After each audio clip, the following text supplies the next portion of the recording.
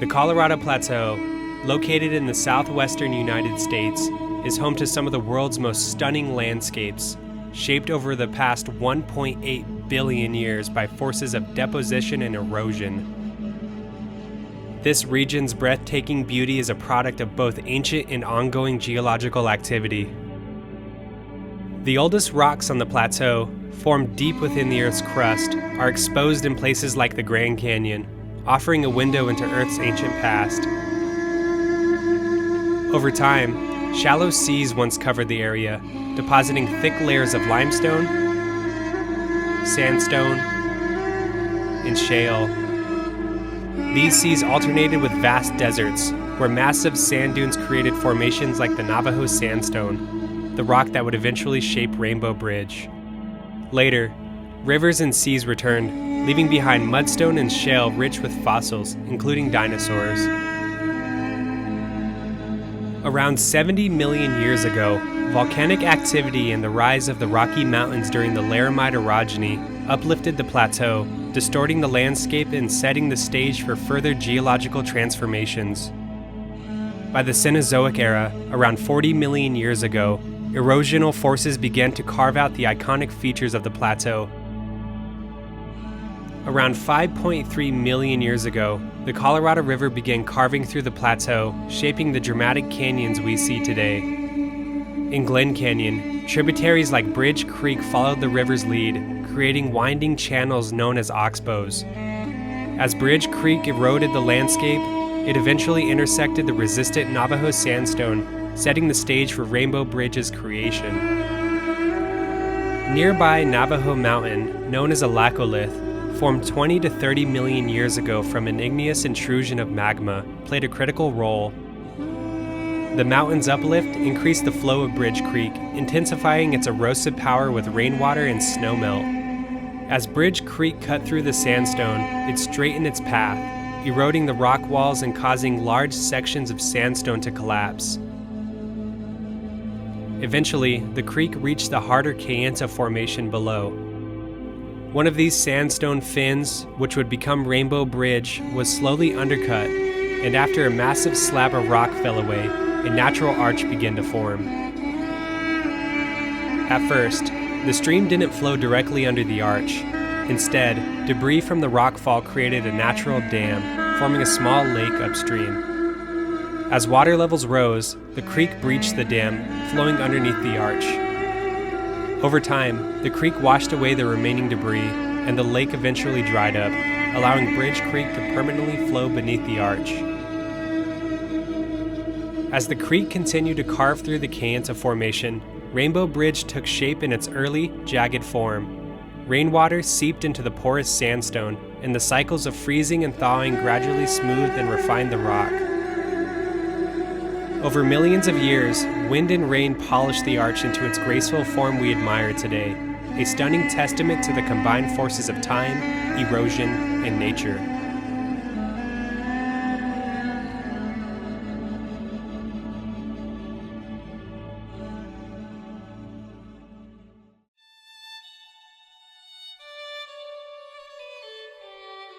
Rainbow Bridge is located within Glen Canyon, a region that John Wesley Powell famously explored in 1869 during his expedition in the canyons of the Colorado River. Although Powell and his crew marveled at the area's stunning beauty, they did not discover Rainbow Bridge. Glen Canyon, known for its dramatic vertical cliffs carved from the Navajo Sandstone, had already seen thousands of years of human activity. From hunter-gatherers in the Desert Archaic period to the present-day tribes, this area was steeped in rich history. The ancestral Puebloans, who arrived around 700 AD, left behind remarkable stone ruins and intricate petroglyphs, some of which may indicate an awareness of Rainbow Bridge. These Puebloans thrived for centuries before migrating around 1300 AD. Evidence suggests that they, like their predecessors, were familiar with the arch. When the bridge was rediscovered by Byron Cummings, William Douglas, and John Weatherall in 1909, they found an ancient stone altar, proof of the significance Rainbow Bridge held for the Puebloan people. After their migration, many Puebloans settled in what is now Hopi, Zuni, and the Rio Grande communities. Following the Puebloans' departure, new tribes arrived, including the Southern Paiute, who began migrating into the region around 1300 AD. The Paiute were semi-nomadic hunter-gatherers, skilled at adapting to the arid Southwest. The first Europeans to encounter the Paiute were the Spanish priests Dominguez and Escalante, who, during their 1776 expedition to chart a new trade route between Santa Fe, New Mexico and Monterey, California, passed through northern Arizona and noted the presence of Paiute communities. By the 1500s, the Navajo, or Dene, moved into the region. Originating from northwestern Canada, they migrated south and arrived near Mount Taylor in New Mexico. They expanded westward by the 1800s, reaching Marble Canyon and the Little Colorado River. Known as skilled horsemen, the Navajo became notorious for raiding neighboring tribes, Spanish settlements, and later Mormon communities in southern Utah. These raids drew the attention of the United States government, and by 1863, the Navajo found themselves in conflict with the U.S. government, leading to their forced relocation called the Long Walk. Despite the hardship, many Navajos remain hidden in the rugged terrain near Navajo Mountain, and it's likely they were among the first tribal groups to know of Rainbow Bridge's location.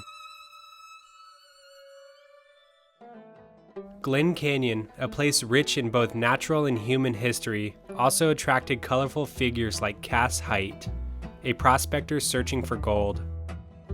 The Colorado River's erosion revealed traces of gold, leading Height to travel along the Mormon Trail from Bluff, Utah to Glen Canyon.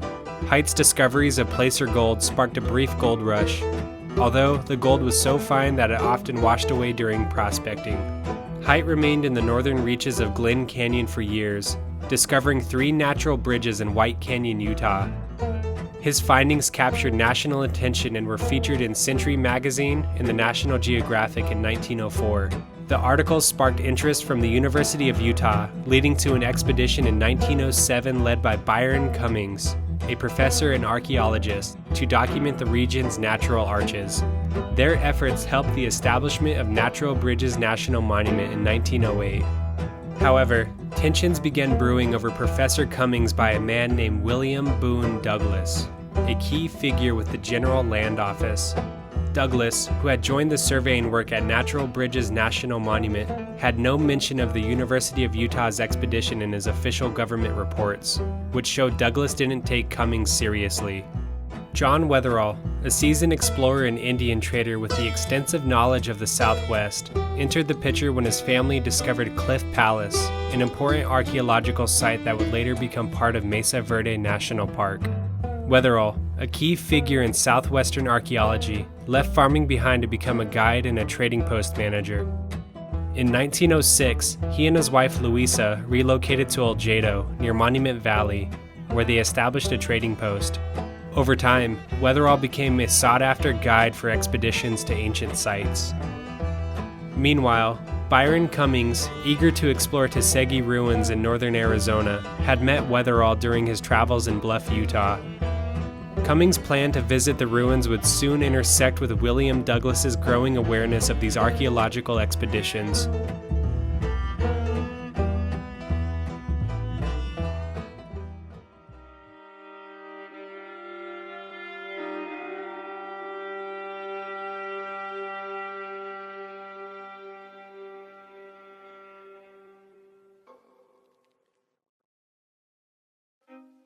In 1907, while conversing with a Navajo man named One-Eyed Man of the Salt Clan, Louisa learned of a great rock arch hidden behind Navajo Mountain.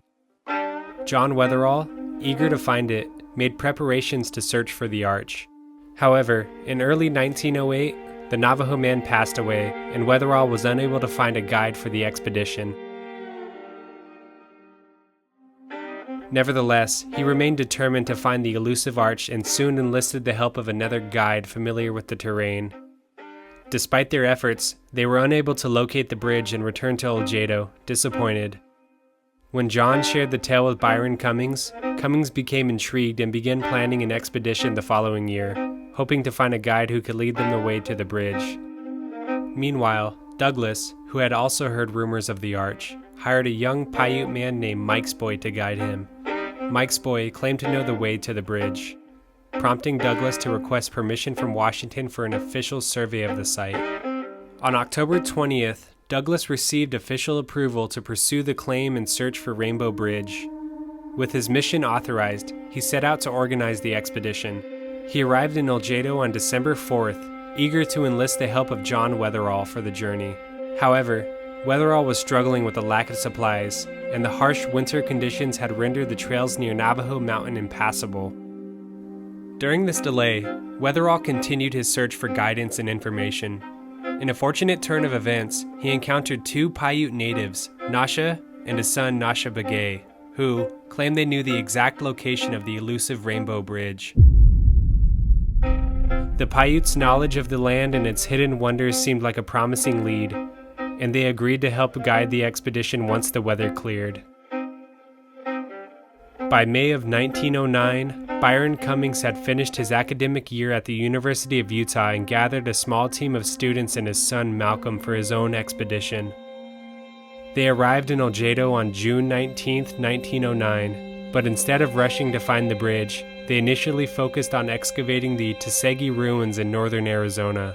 Their excavation work angered Douglas, who, frustrated by Cummings' activities, attempted to have the University of Utah's permits canceled. The rivalry between Cummings and Douglas grew more intense. Weatherall, eager to mediate, traveled to Douglas's headquarters in an attempt to resolve the conflict, but was unsuccessful. When Cummings heard that Douglas wanted to cancel his permits and claim his artifacts, he was stunned and thought it must have been a misunderstanding. Weatherall also informed him that Douglas was also searching for the rumored arch and would be arriving in Oljedo in 4 days. Despite the setback, Weatherall was confident that their head start would give them the advantage, advising Cummings to begin the journey to discover the arch. However, Cummings decided not to rush ahead, but instead head back to Oljedo and wait for Douglas's arrival and attempt to understand the source of the conflict. Weatherall expressed concern that their guide, Nasha Begay, might not wait for them, potentially jeopardizing the search for the arch. On August 10th, Douglas finally arrived in Oljedo, and he and Cummings met face to face. Surprisingly, the matter of canceling permits was not discussed. It's speculated that Douglas, aware of his earlier actions, had caused tension, chose to avoid confrontation, and focus on the task at hand.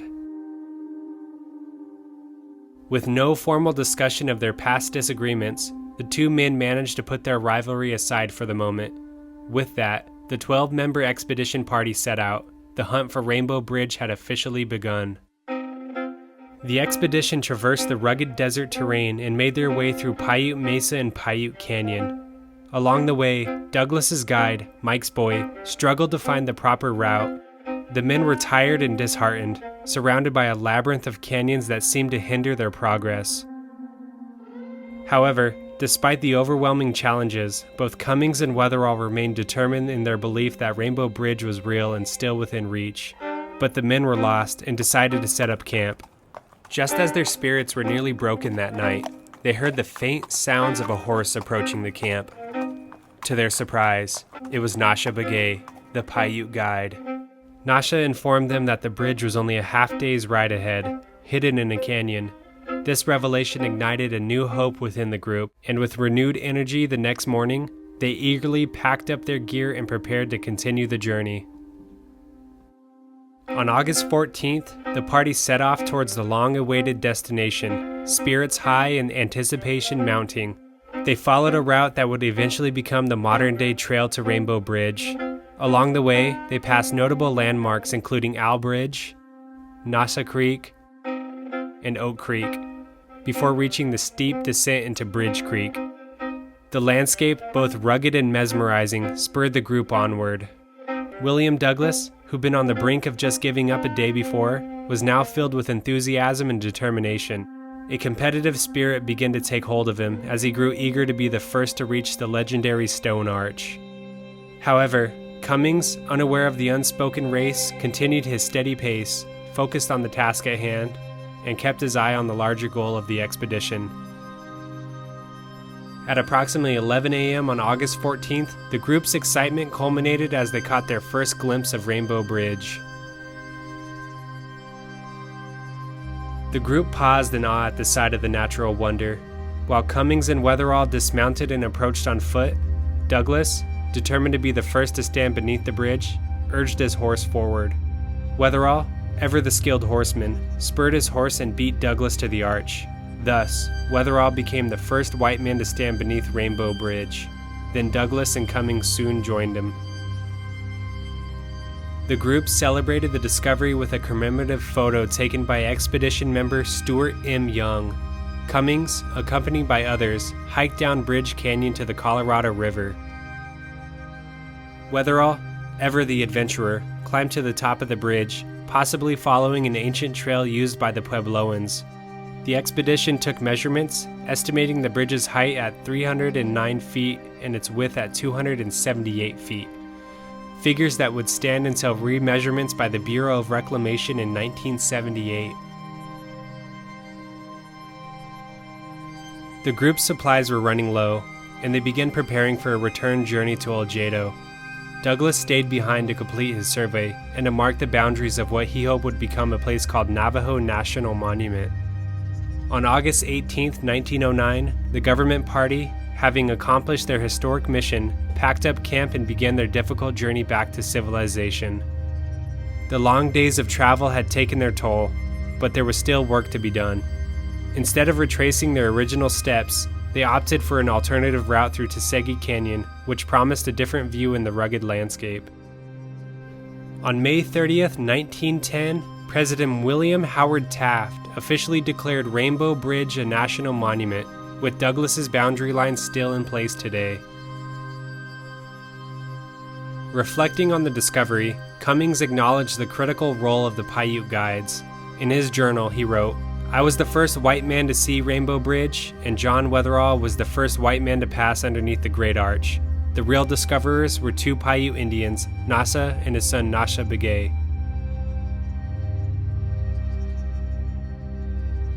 As the years passed, the men who discovered Rainbow Bridge continued their work in the Southwest. Douglas went on to influence the creation of national parks and monuments, eventually becoming a lawyer. Cummings devoted his career to archaeology and moved to the University of Arizona, where he became a pivotal figure in the study of ancient cultures. Weatherall promoted tourism in the region and played a key role in the establishment of the town of Kayenta, Arizona. Nasha Begay assisted Weatherall with future trips to the bridge, but would unfortunately die in the Spanish flu pandemic that struck the Navajo Nation hard in 1919.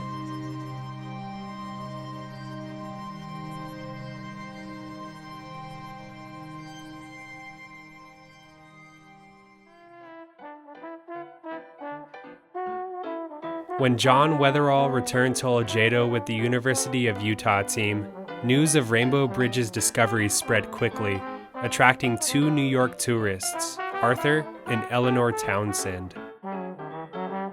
They hired Weatherall to guide them, becoming the first documented visitors. As interest grew, Weatherall kept records of visitation, signaling an increasing popularity of the bridge. In February 1910, Byron Cummings wrote an article in the National Geographic, which helped spread the word about what was believed to be the largest natural bridge in the world discovered at the time. Weatherall soon became the go-to guide for expeditions, offering his expertise navigating the rugged terrain leading to Rainbow Bridge. In December 1910, Weatherall and his wife Louisa moved their trading post to what would become Kayenta, Arizona. From there, Weatherall mapped a new route to Rainbow Bridge through Tsegi Canyon, which also passed by the ancient ruins of Keet Seal. This route, known as the Weatherall Trail, provided visitors with a scenic 5-day adventure. Rainbow Bridge was now becoming a sought-out destination by 1913. It soon gained national attention as author Zane Grey visited that May. And later that year, former President Theodore Roosevelt made the trip. Roosevelt had been on a hunting trip with his boys in the north rim of the Grand Canyon and decided to make a detour to the famous arch. Both men's enthusiastic accounts helped spark public interest, and visitation increased steadily. As tourism grew, so did the region's infrastructure. By 1920, the road from Flagstaff to Kayenta became passable by automobile. ushering in a new era of exploration. One notable tourist was Charles Bernheimer, a wealthy businessman from New York. After hiring Weatherall as a guide, Bernheimer grew fascinated by the area and pioneered a new route, Redbud Pass, which made accessing Rainbow Bridge quicker and more direct. This development reduced the reliance on Weatherall's original trail, marking a shift in how tourists visited the area. The growing interest in the bridge inspired the Richardson brothers, Hubert and S.I., who were experienced traders on the Navajo reservation. They envisioned a formalized tourism operation, including a lodge and a trading post at the base of Navajo Mountain. They also planned to build a road from Red Lake, Arizona to the lodge, allowing easier access for visitors. Something amazing happened in 1920.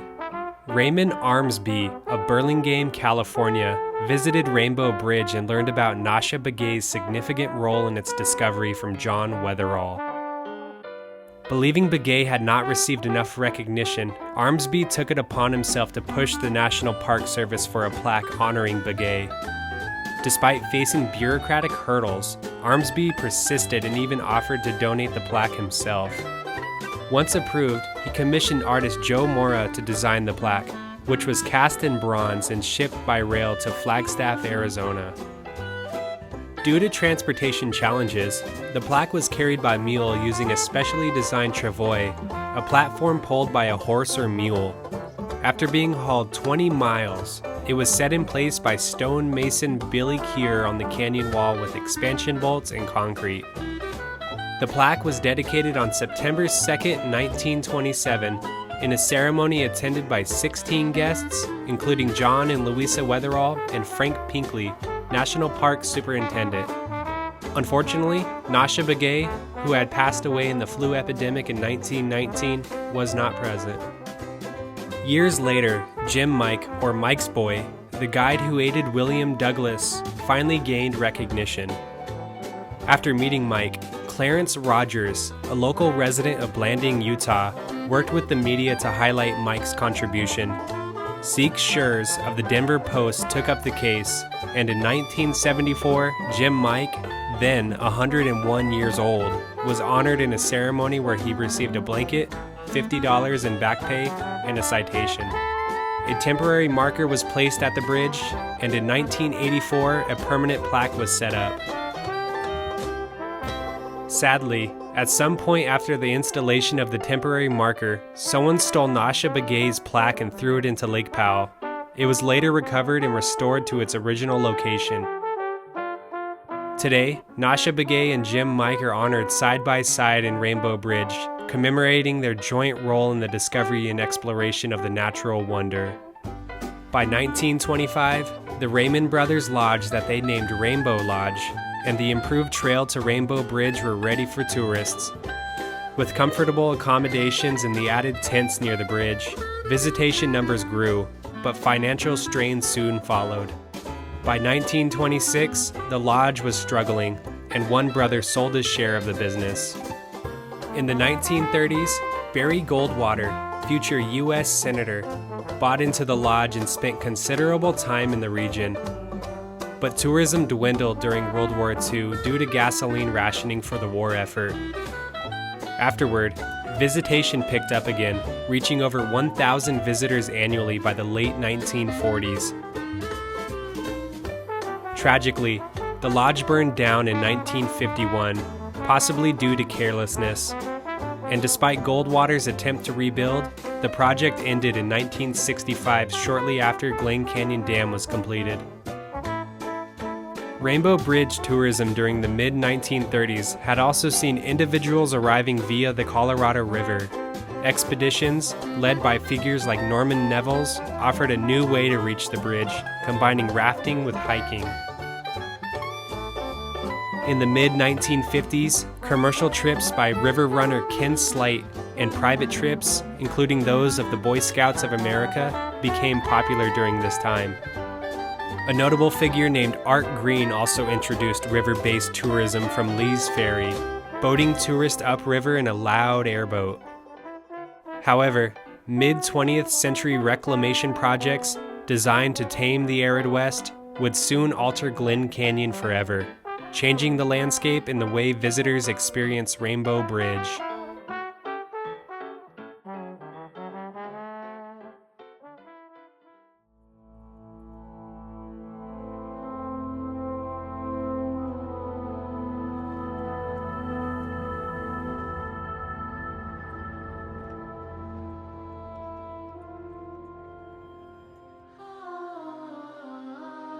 In 1921, Congress authorized the 7 Colorado River Basin states, Arizona, California, Colorado, Nevada, New Mexico, Utah, and Wyoming, to negotiate a historic water-sharing agreement.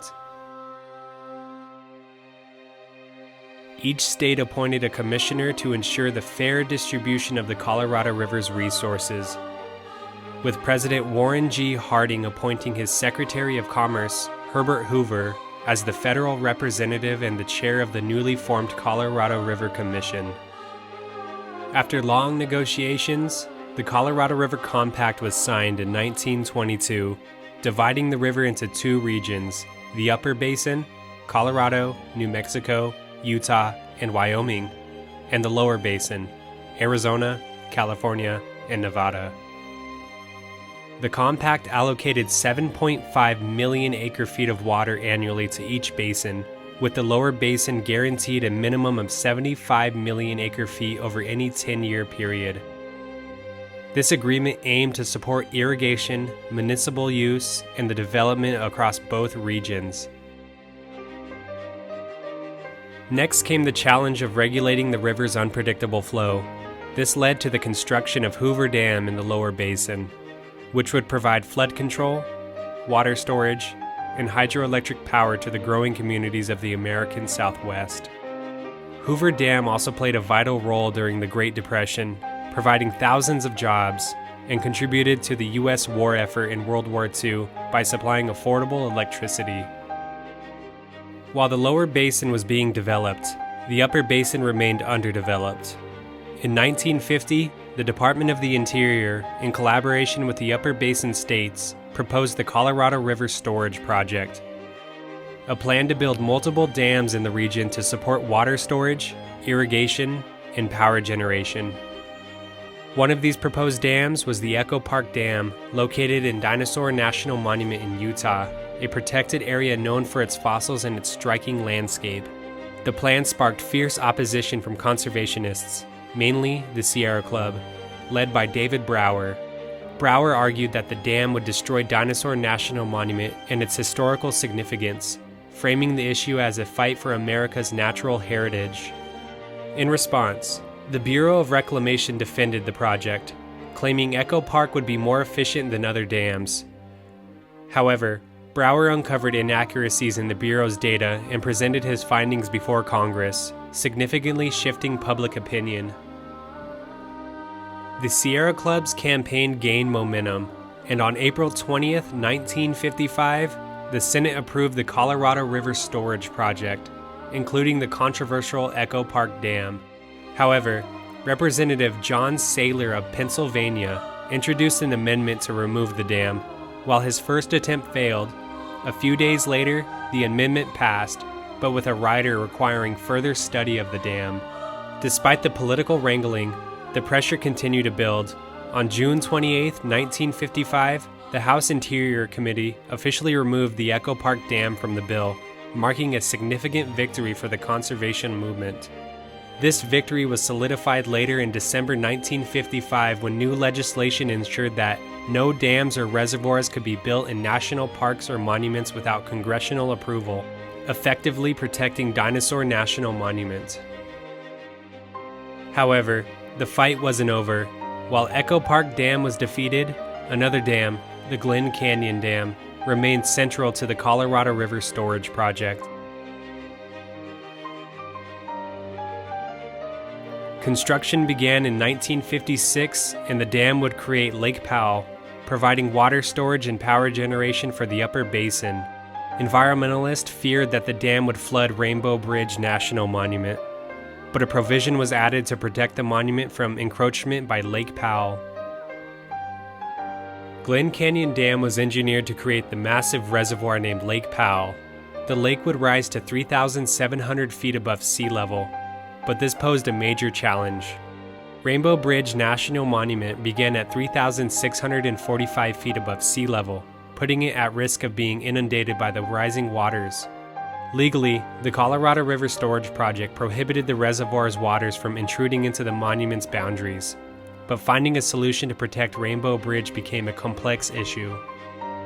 The Bureau of Reclamation had already considered building a barrier dam near Rainbow Bridge even before the Glen Canyon Dam project was approved.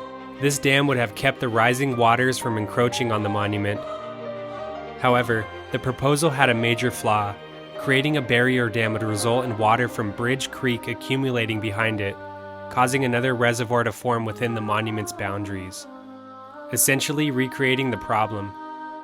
To address this, engineers proposed two potential solutions: installing pumps to remove the accumulated water, or constructing a second barrier dam upstream along Bridge Creek.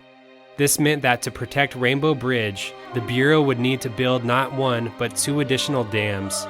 This irony underscored the tension between preservation and development. The Bureau identified 4 possible sites for a barrier dam, each with its own set of challenges.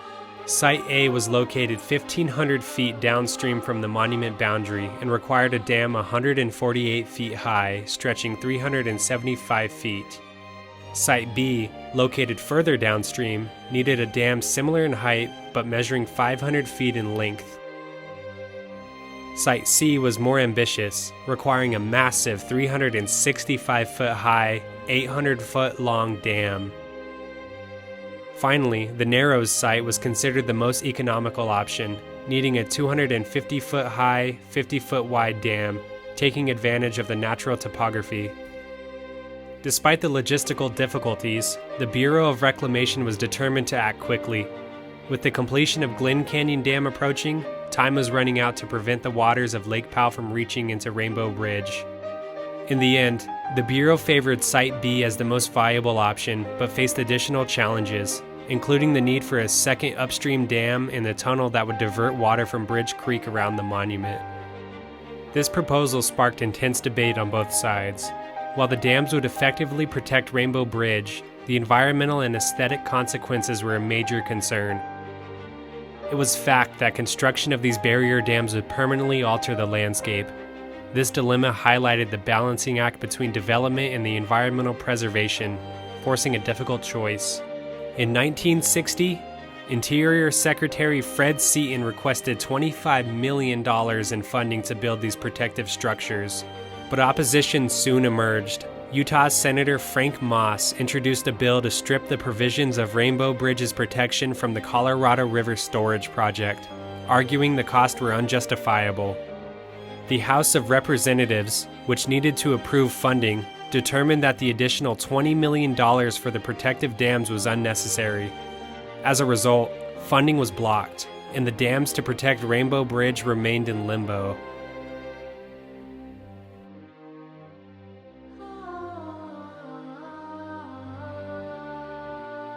In response to the growing controversy, Congressman Stuart Udall of Arizona decided to experience Glen Canyon firsthand.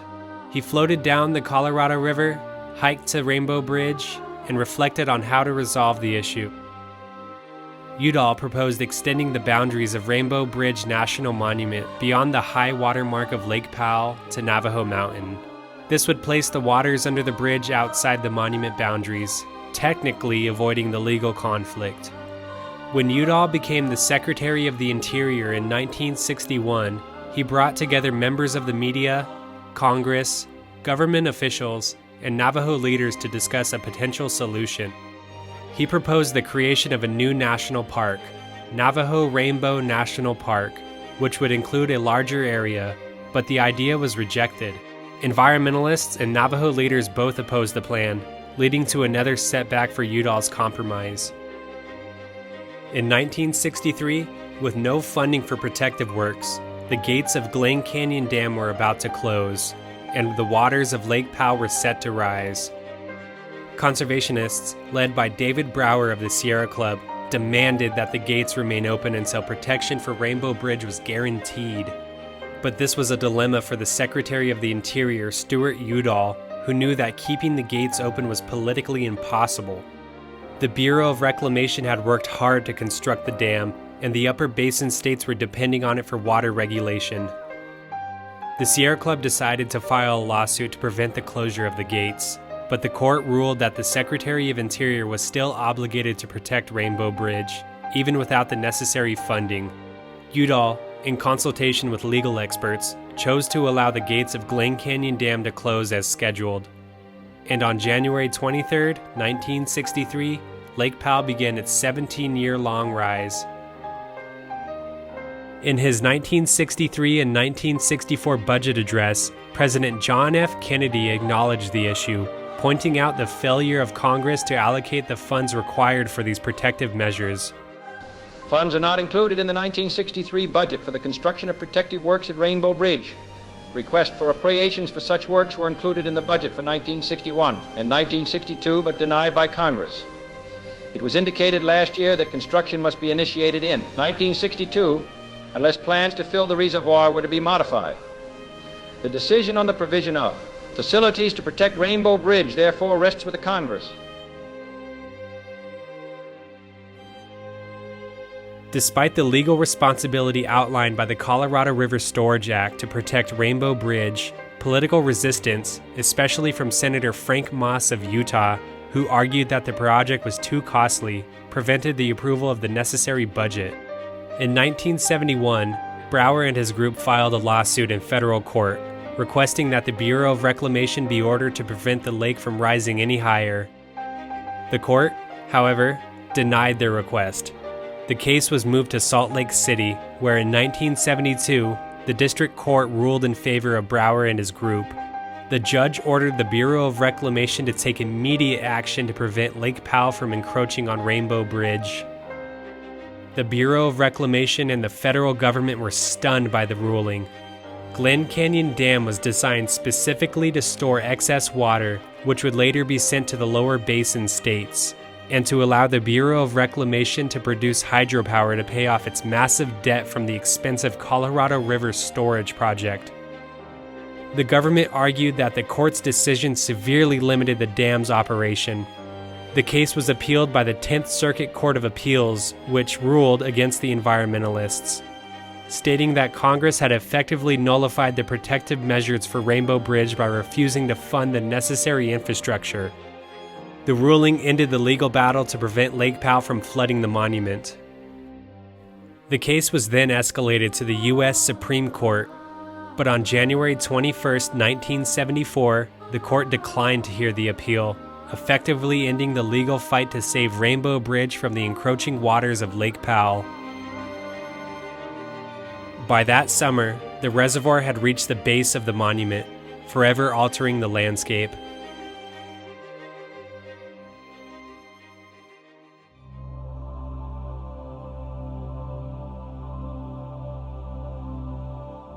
In the 1970s, Lake Powell quickly became a thriving recreational hotspot, drawing thousands of tourists eager to see Rainbow Bridge, which was now accessible by a 50-mile journey across the lake. What was once a remote wonder was now a top destination, with the National Park Service setting up a marina in Bridge Canyon. Boaters of all kinds, from houseboats to tour boats, now navigated the waters, creating a new landscape that included a well-stocked marina for supplies. Rainbow Bridge, now perched above the reservoir, was experiencing its transformation into a must-see attraction in the American Southwest. Without the creation of Lake Powell, this majestic landmark might have remained largely inaccessible, but the reservoir opened it up to the world. To ensure the bridge's preservation with growing tourism and the encroaching reservoir that might damage its foundation, the Bureau of Reclamation was forced to take action. They began using state-of-the-art monitoring tools to track the bridge's stability. It was then revealed that William Douglas's 1909 measurements of Rainbow Bridge had been inaccurate. The iconic structure stood at 291 feet tall with a span of 275 feet, an important finding for future preservation efforts. By June of 1980, Lake Powell had reached its full capacity, holding 26 million acre-feet of water, with 46 feet of water now beneath Rainbow Bridge. However, this immense amount of water soon created unforeseen challenges. The Glen Canyon spillways put to the test that year revealed signs of erosion due to cavitation, a phenomenon that occurs when fast-moving water creates vapor cavities that erode concrete. Despite plans for repairs, this problem would escalate in the coming years ahead. In 1982 and 1983, an above-average snowpack led to a surge of water, pushing Lake Powell's levels higher than expected. By July 14, 1983, the reservoir peaked at an astonishing 3,708 feet, with water rising 54 feet below Rainbow Bridge. The force of the water began to erode key infrastructure, but thanks to swift action, repairs were made, and the Bureau of Reclamation reinforced the system with new air slot technology to prevent further damage. The story of Rainbow Bridge is more than just a tale of nature and man-made structures. It's about the people who shaped its history. Pioneers like Byron Cummings, William Douglas, and John Weatherall uncovered its natural beauty. But it was the Paiute Nasha Begay who truly brought the bridge into the public eye. His deep connection and knowledge of the land was the catalyst for its discovery and preservation. However, the land itself remains the true legacy. Despite political hurdles, the failure to fund proposed barrier dams helped preserve Rainbow Bridge's surrounding landscape. If the dams had been built, they would have caused irreversible environmental damage, far greater than the rising waters of Lake Powell. David Brower's passionate environmental fight also played a pivotal role in protecting the land. His leadership against political forces that sought to ignore the law marked a turning point in the preservation of Rainbow Bridge. Ultimately, the battle for Rainbow Bridge reminds us that preserving our most sacred landscapes is a shared responsibility. The legacy of those who discovered, cherished, and fought for this iconic monument will live on.